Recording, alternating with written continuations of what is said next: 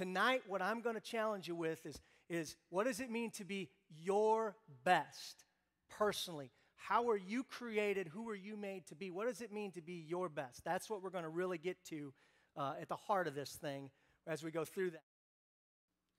So I grew up in a family business, worked at a really young age, fell in love with the game of basketball, wanted to be a basketball coach by the time I was 12 or 13 years old. Pursued basketball with everything I could. I knew, and this is crazy, you're not going to know how I figured this out, but probably by the age of 14, I figured out I'm probably not going to be in the NBA. You think about that, you figure it out. I figured it out. Not a good chance. It happens occasionally, but I was playing the odds at that point going, I think I'm not going to. So I wanted to coach, and I knew I had to play as long as I could play at the highest level I could play if I wanted to do that. So I put everything in, passionately pursued basketball with everything I had. It didn't work out so well. I had a tough senior season as a basketball player. And then I went on actually down to Florida Southern and walked on, and they kept me as a walk-on red shirt, which I don't think they even have that officially. That's so low. But I did go to practice. In fact, I was so bad that the first day of practice when Coach came out, he said, all right, guys, I want you to start working on shots, game shots, shots you think you're going to get in a game. So I ran over to the bench and started chucking them from the sidelines. So,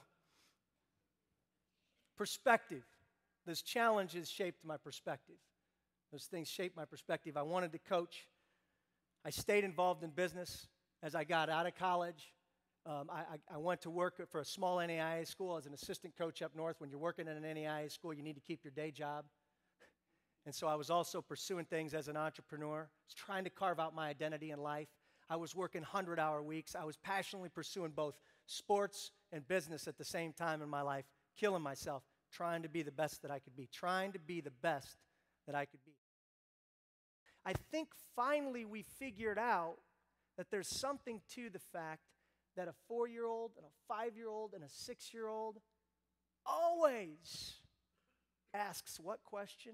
All the time. Why? We're wired that way. We're wired. And yet for years and years and years it was kind of forgotten. Now there's this thing of understanding. We need to help people understand there's more to why they work at this company. There's more than just getting a paycheck.